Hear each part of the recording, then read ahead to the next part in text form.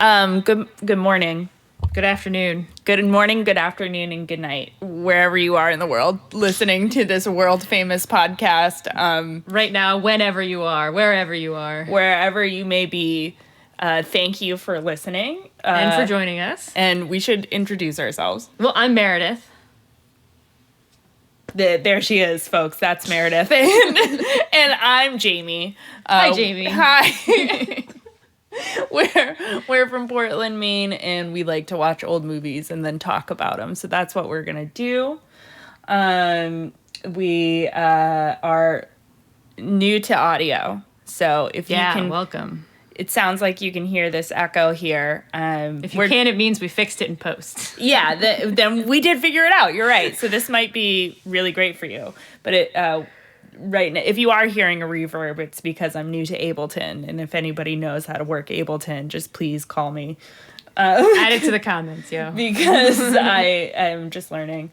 But we watched a really, really fun, really hip, really now movie called Nosferatu. Nosferatu!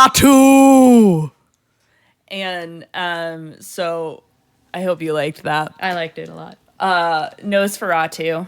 Made in 1922. 1922. Came out in 1922, about the year, I think, 1838, about the early 1800s. Yeah, that's when the movie takes place. So it was nice to see those 2020 costumes doing the 1800s. You mentioned that when it first started. It is really interesting to me because I had just recently watched a wonderful old movie with Marilyn Monroe called The River of No Return. And that was 1950s due 85.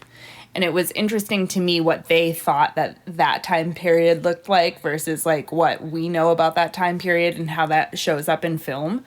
That movie, obviously done so much later on, had like way better costumes, way better everything. But I wonder... sound. Yeah, but something we should look it up. I'm going to grab my phone. Okay, we're back. So we're back. We're here. This podcast is probably going to have like a lot of edits in it. Again, we're new, so just be like, just enjoy the ride. Just know that this is new. So just enjoy the editing, really. It should be interesting. And fun. It should be interesting and fun.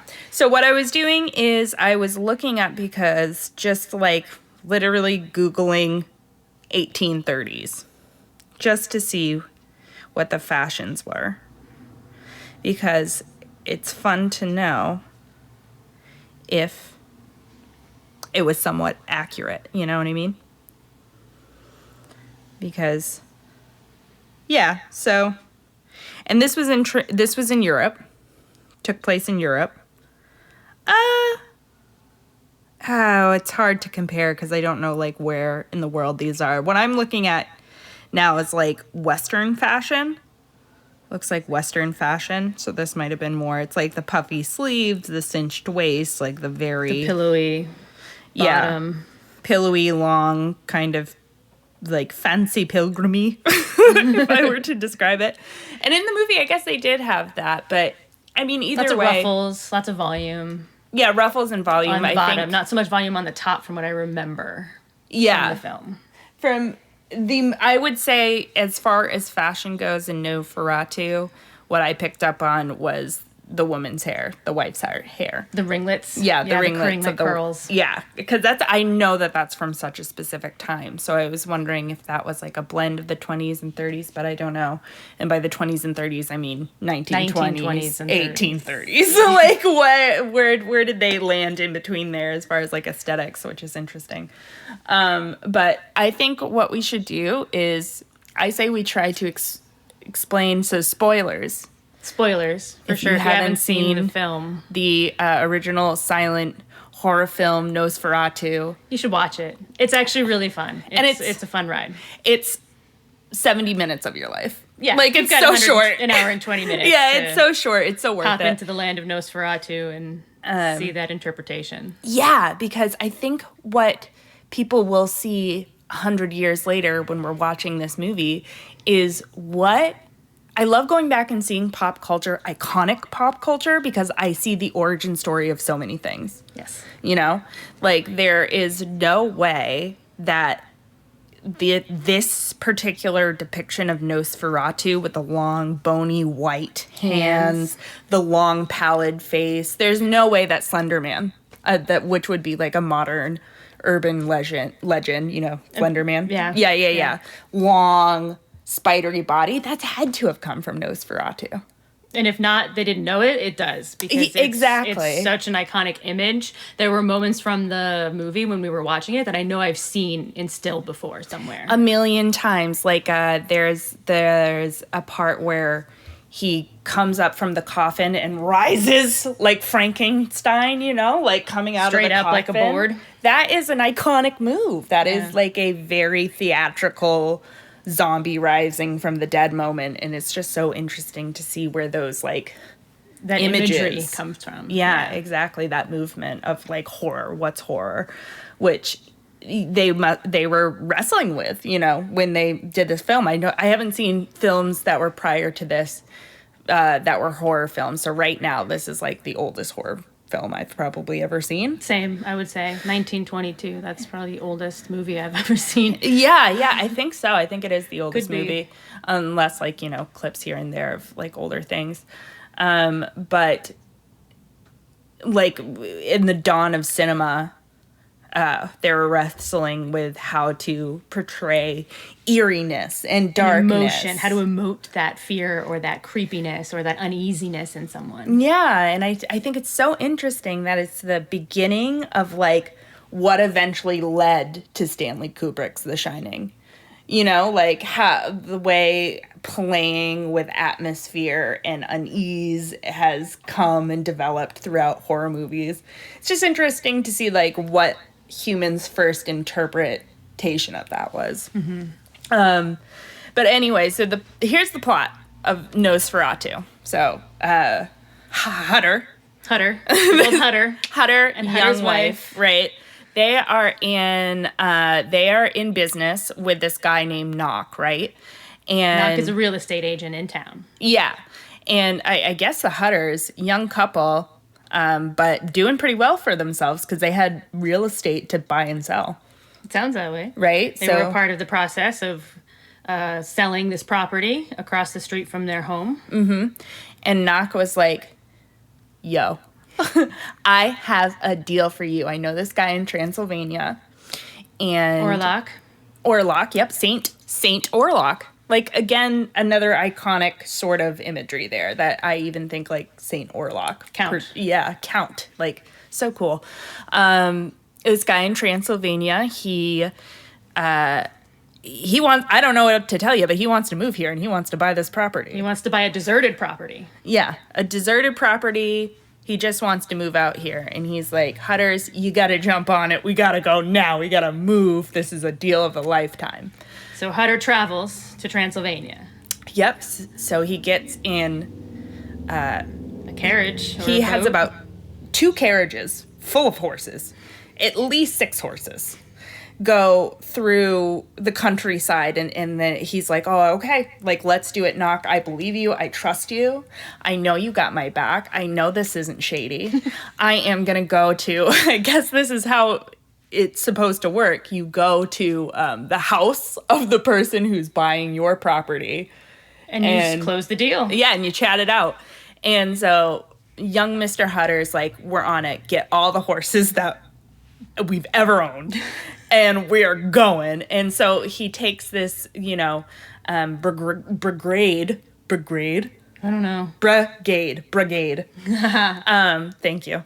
To, like, up the mountainside and treacherous terrain, and then he stops at, like, a local pub, and he treats the servers like shit, and he's like, I gotta get going, I'm an important man. And the people in the bar are like, don't go. There's a wolf. There's a werewolf. Oh, that's right. Oh, man. The werewolf is out tonight. Don't go just yet. And he's like, yeah, okay, cool. I'll just stay and stay here in your lovely inn. And I would say if you're a type of person who likes plot points that don't really go anywhere, this is the movie for you. Because there's a werewolf that looks like a hyena or a fox that's on the loose. And they're like, don't go. Werewolf, you don't want to go. And then we never hear about the werewolf again. Yeah. So this guy's like, listen, I'll go. Take the horses back. I only brought a knapsack full of stuff anyway, so I could have just, like, taken one horse. This whole time. I just think it's a little superfluous because he just had, like, one tiny backpack of things, and he's like, I want to take every horse I own up this mountain. But anyway, he sends the horses back because they're like, listen, we're not going with you, his little entourage, his team of friends. They're like, we're not going. We don't go over that pass because it's dark over the pass. Yeah. Right? Well, he finds the book in the inn before he even gets to the pass. Oh my gosh, you're right. So before he leaves on the journey... He stays overnight at the inn, and he finds this book about werewolves, vampires, magic, and the 7 deadly sins. Yes. Yep. He finds a book, and it's almost like this book hypnotizes him in a way. It's like a manual for the experience he's about to have. And he kind of jokes it off and spikes it on the ground, but then he's got the book with him later. So he must have brought it with him. So he must have been like, I love this book. This is my favorite new book. I'm taking it with me, and I'm going to steal this inn's book. I got to say, the timeline of that is a little confusing to me. So he got it at the inn that he stayed near the bar. He saw the book, and then he's like, goodbye. Goodbye, book. Like, oh, what a dumb book. He literally throws it. It's very beautiful and dramatic. And not overacted at all for 1922. Yeah. I would say if anybody was the overactor in this bunch, it would definitely be Hutter.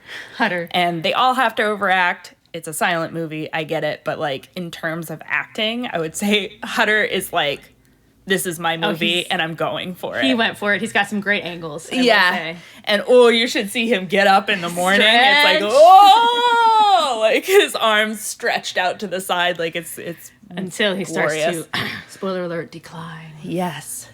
So, the book, we can say, kind of drives this guy mad because throughout the rest of this movie, the narrator refers to pages and it cuts to pages in the book. Of the actual book. That narrate the story. And a lot of it is like this kind of thing that they're like, these faces haunting him. The faces he saw in the book. At night. Exactly. So he gets to Nosferatu's place in the middle of the night.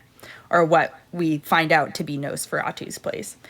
And, the guy who is Nosferatu, looking normal, right, when he first opens the door, he's like, it's the middle of the night, dude. The servants are asleep. Everybody's asleep. I can't believe you've shown up late. I've waited too long for you. So they're already on a bad footing, I would say it wasn't the greatest meeting. But then they sit down to a nice meal together. Yeah, where Hutter there unfortunately cuts his finger while slicing bread because he gets a little creeped out. And Nosferatu, or Orlok, Count Orlok as we now know him, sucks his thumb. Yep. Yeah, not creepy at all, right? Yeah. He goes up to him because he's entranced by the blood because, spoiler alert, he is a vampire and he likes blood to eat it. And so he sees the blood and he goes up to him and he just grabs his finger and starts sucking on it. It's pretty. It's creepy. Wild. And Hutter was like, excuse me, sir? Starts to back away. You're a stranger to me. And you can't be sucking my blood quite yet. Yeah, so they do a slow kind of... Slow back. It's a slow walk back into the wall. And then I guess they talk it out. We don't see it in the movie. They skip ahead to the next morning where he's looking at his neck in the mirror. Well, that's the first night, right? Yeah. So they go to bed, and I think this is when, like, he kind of sees it. So I think what happens is Nosferatu is hypnotizing them. So they have these kind of wandering nightmares at night. And then in the morning they can't really remember it because he never really remembers what happens. So, like, he's kind of... spookiness ensues. I can't really remember what happens in the very first one. But his wife from across the way, who's still at home... Quite a way. Yeah. In the movie, it's like an ocean apart. But the wife at home shoots out of bed, and she's like, "Whoa!" right? Right? She goes to walk on the balcony there. Yeah, and on she's the railing. sleepwalking. She's sleepwalking. On her toes, which I thought was very interesting. She's balanced on the balls of her feet. Her heels don't hit the ground when she's in her trance state. Yep, exactly. And I would say best actor out of the bunch. Yep, I agree. Hands down. Hands down. More subtle than the rest, still overt enough to like match tone. And she's the one who helps move the plot forward, it seems, the most. There's a lot of like stalled moments, and then you see her, and then the plot rolls forward. I could be wrong about that, but that's my feel of the pacing of that movie. Yeah, I feel like, yeah, she has some sort of psychic connection to this Nosferatu guy. And whenever he's up at night kind of doing torment to her husband over in the castle, she wakes up and she's like, she just feels, she just like something. A nightmare, night walking. And the doctors look at her the next morning and they're like, oh, we don't really know what it is.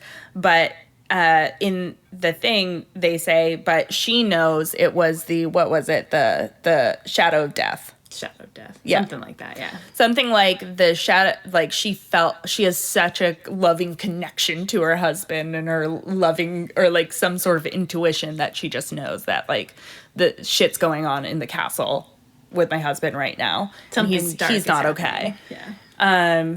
And then meanwhile, guy gets up the next day, Feels better. looks on his neck, and he's like, what a weird dream that was. And he looks on his neck and he's like, oh, two Mosquito bites. 2 bumps on my neck in succession on one side of my neck. I gotta go. Oh, great, cool. And then he's like, I really want to write a letter to my wife. He's a good guy. He's thoughtful. Yeah. And so he writes a letter to his wife talking about the bug bites. Being like, I have 2 bug bites. Weird, right? He does hear bad. Whoa. That's literally the letter, which is just so funny to me that he's like, oh, I just want to write about these bug bites. Don't worry now. about me, but I have bug bites. But I do have bug bites, and I just want you to know that, ma'am. And he gives it to the horse boy who rides it back to wherever they come from. And then at this point, something happens where Knock is arrested for some reason.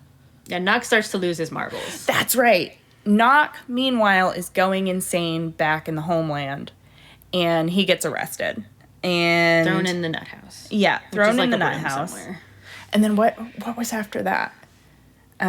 After he writes the letter. Well, Nosferatu packs up his coffins of dirt.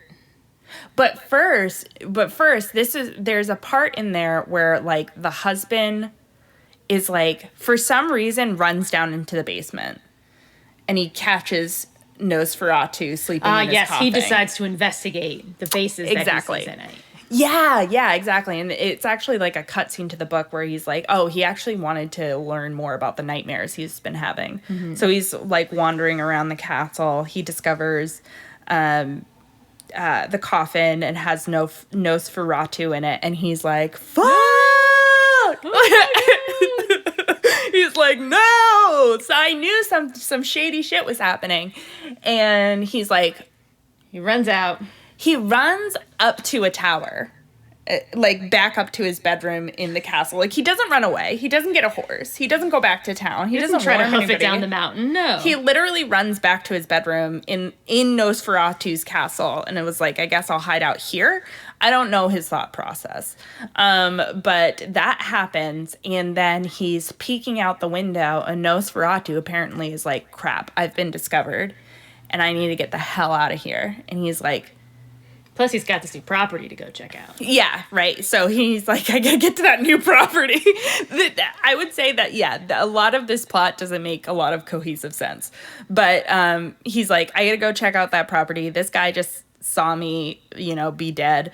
And this is where you really first start to see, like, Nosferatu's true form. Too, at night, which is really cool. And yeah, again, that first time in the coffin was very revealing. Yes. And then again when he's packing up his coffins of dirt and getting out of Dodge. Yeah, I would say, like, just the iconic, you get to see the hollow eyes, and they literally just like painted black around his eyes, you can see, and he has those long fingers, and it's a really well done monster. Yeah.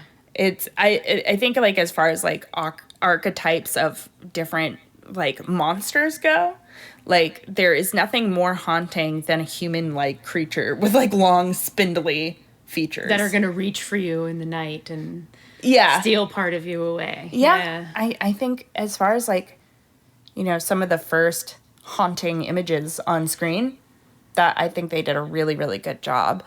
And the makeup was great. You even for being so long ago, like the prosthetics were great. Yeah. Clearly, he had a fake nose. He had fake ears. He had fake eyebrows. Yeah, I'm pretty sure the doctor had fake eyebrows. Oh yeah. There was a lot of fake eyebrows. They really went strong with the eyebrows, but you have to be expressive, right? So that makes sense. But yeah, so while this guy's in the tower, Nosferatu is like, I gotta go. I'm out of here. And he gets a bunch of coffins, fills them with dirt and rats, hops in one of the coffins, says, "Let's go," and then he has his like little servant bring him somewhere, and he brings him to a ship. Which first he takes him to the raftsman. Oh, the that's raftsman right. has no idea that he's got such nefarious cargo on board. Yeah, exactly. So there's a lot. I just like older movies because they just would not do this now. They wouldn't do this nowadays, where they just showed you two versions of him transporting to the same place. Like, it's just They wouldn't take the time. Yeah, they just so long. But you're right. Or it would just be a montage rather than a whole scene of it. Yeah, exactly. But first we get them piling onto the raft and floating down the raft, and then we get a page of the book that says the raftsman didn't know that he was carrying Nosferatu, and the raftman takes him to the ship. And they load him on the ship, and they knock over one of the coffins, which had a rat, and the rat bites the toe of one of the thing, and then they get him into the ship. And meanwhile, this guy in the tower was like, "I guess it's time to leave. I gotta go too. Yeah, I gotta get out of here." I don't know why now is the time that he chose to get out of there. The whole thing, first of all, I just really don't recommend going to a home you don't know to spend the night for any reason, indeterminate amount of time. Yeah, for any reason. But either way, now he's really got to be like, I got to get out of here. So he doesn't use a door. Because why find a door? Why find a door? He rips off bed sheets, tears them by hand, which I still find to be fascinating. Yeah, those things are hand. Very strong. Mr. Utter is very strong, and he ties them together, goes out the window. Because why the hell not? If you're in a castle, you might as well. You jump out the window. You might as well. You gotta shimmy down a sheet for some reason. And then he starts making his way home. So it's kind of like he wakes up in the hospital. Oh, that's right. Oh, he's got a fever. Like he popped out of the mountain. Like another part of the story that really does go nowhere is like he like gets found by people, and I guess people are like, "Oh, you have the plague." So what's interesting about this movie is I didn't realize that it was so I didn't realize that the plague at all was a part of Dracula's story, like origin story. Right. But the kind of air in the town is, okay, there's this bubonic plague happening, but it's really just the vampire hunting at night. Right. Which is actually really kind of cool. Really cool. I actually really like creepy. that. So, and the rats were prevalent in his presence, so also bringing in the rats part of the plague and how that was the understanding of how it was being spread at the time, or at least what we understand now of how it was being spread. Yeah, like the catalyst. Yeah, of travel.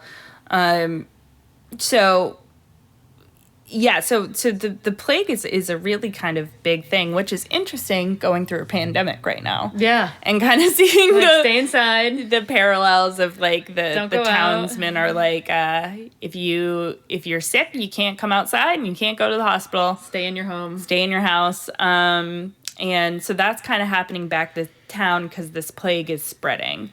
And everybody on the ship that Nosferatu is in passes away, just one by one. The whole crew, one by one. And when they get to shore, when Nosferatu kills everybody and gets to shore, they inspect the boat and find nobody alive, and they don't find Nosferatu. But they find the rats. And yes, and in the boat, probably one of the most chilling scenes in the movie, I would say, is there is a feverish sailor before everybody dies who looks over into the corner, and great effects. They have Nosferatu fading in and out of the background. Of the shadows. Mm-hmm. I loved how they used shadows in terms of Nosferatu. Like how much of his creepiness and unease was created by the shadows of his performance rather than him himself, or just the silhouette of him. Lighting in general. Yeah, very lighting and shadow. Interesting part of this movie. And also, I don't know how this was originally presented or the original editing. We just found a version off of YouTube for free that we could watch. So who knows what kind of things were added along the way. What it's gone through, how it's been digitized or remastered or refurbished in any way. Exactly. Yeah. But I would be interested to know if the color was a real true part of the original showing experience in the theater. Yeah, because it is very apparent that they were doing something with color. Yeah. I don't know if it necessarily paired up with the mood of every scene very well, but they used like a blue lens to signify that it was nighttime. Nighttime. Like a sepia lens. They had a beautiful pink lens, like a pink purple lens that they used. They had like an orangey lens, a red, so like different chunks of this movie is completely in a different color. Yeah. Which is pretty cool. Kind of helps carry you through the experience as well. Like red being more ominous and brief whenever it was shown, but the blue to signify overnight, so we know it's nighttime and all the lights are out. That sepia tone for that brightness and the contrast of the darkness and the light in the day. Yeah, I mean, I think it would be interesting to see if that was part of the original showing, like those colors, because I just wish people were alive from that time where I could, like, wouldn't it be cool if we could like do an interview with the person who edited Nosferatu? Yeah. Like, I just want to know what that art making was like. Like, what was it like? To be like, okay, now we're gonna have the orchestra swell and you got to change your lens, or was it more kind of haphazard than that? Right. So anyway, Hutter is on his way home, and his wife, true to form, kind of psychic, she's like, I feel him close by. Yeah. And she's like, my husband's here, let's go greet him. They meet up. What does Nosferatu do? Nosferatu kind of makes a panic in the town, but he's still lurking around, and he gets into town somehow and carrying his coffin of dirt around. Yeah, I don't know if it's to maybe show how strong he is, or if it's just kind of it's almost comedic the way he's sneaking around with like a big giant coffin of dirt. And so part of the thing is like, again, like, to me, I'm like, this is something we could have done without. Like, he could have just been carrying nothing, but they made it very specific that, like, no, he needs his dirt. He needs the dirt that he was buried in, or else he'll die. Again, this never goes anywhere else in the movie. We just know it's a thing, and then just so this actor could carry around a coffin of dirt. And so, like, I guess he gets his way into the deserted building. They never really made that clear in the movie, but I guess he's set up there. He gets there. And he takes another small boat, but he gets there eventually. Yep. A lot of water traversing. A lot of water traversing. Yeah, a lot of water. For Nosferatu there. So days go by, coffins are going down, people are thinking it's the plague, but it's actually Nosferatu. And the wife is the one who knows. She's like, I know what's going on here. I see him in this window at night. She gets the book, too. Yeah, she gets her hand on the book. I'm consulting the book, and she reads it. Yeah, and here comes the conflict resolution. She finds a way. She finds a way. She finds a way to productively solve the problem. As women usually do. But they're like, hey, a sinless maiden can make Nosferatu like forget about the dawn if she willingly lets him drink her blood. And she's like, she's like, I have to step up to the plate. You know? So she's all like freaking out one night. And then she's all like, go get the doctor. And so Hutter goes and runs for the doctor. And she basically invites Nosferatu inside and is all like, come on over, buddy. I didn't pick up on that she asked him to go get the doctor so she could make a distraction. So she could be alone to take care of business. Oh, okay. Yeah, that makes a lot of sense. And then she kind of lures Nosferatu in and gives him her blood. And then... the dawn arrives. And he forgets. He forgets that the dawn, and then he bursts into flames. Fades out of existence. Yep. And then Hutter comes in, and he's like, my wife. Oh, no, Ellen, no. No, Ellen. That's right. Her name's Ellen. I forgot. And she's like... I die. She has like a final death moment where she's like... and it's so great. And... Yep. And then, wouldn't you know... around the same time the bubonic plague ended. Fascinating. Yep. So that is Nosferatu. It's a really good movie. I suggest everybody watch old movies. I don't know what perspective. Else. Yeah, I'm trying to think of other things I want to say, but I think I covered everything. I do want to bring up, there was a couple of times in the very beginning when the doors first open at Orlok's castle. And when we first see Orlok standing in the silhouetted in the hallway or in the frame, the music changes right there. It goes very sinister and almost darker. That was the first... Like what we now understand as like scary monster music. It's just for a few moments when the doors first open and when we first see him. Maybe it happens later, but those are the two that I really caught where it was really like the music is changing. Changes. Yeah. From that orchestral fanfare. La, la, la, la, la, la, la, la. Yeah. I think in general, the music, it doesn't change as often as I would expect or as dramatically as I would expect, but does significantly change throughout the movie, which I think is interesting because with my 21st century brain, I'm like, make it obvious, make it blah, bigger, blah, blah. Make it more dramatic, more disparity between the two tones. Of but music. People didn't need that. I think they honestly probably paid attention much more than we do now, just because we're so distracted with technology and sometimes get easily distracted. Mm-hmm. Things are edited quickly nowadays. Yeah, and it's almost like we do get pandered to as far as these big, explosive, in-your-face changes just so we can be spoon-fed the plot.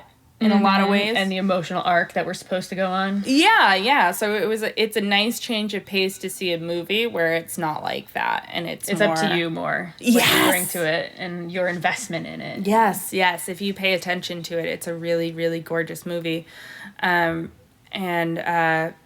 think in general, it's really interesting to see because I am a horror movie fan. I love horror movies. I've always loved horror movies.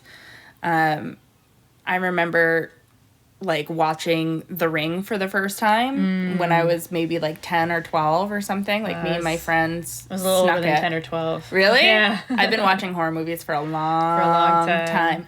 And I'm just starting to get into the history of it and like really understanding and appreciating it.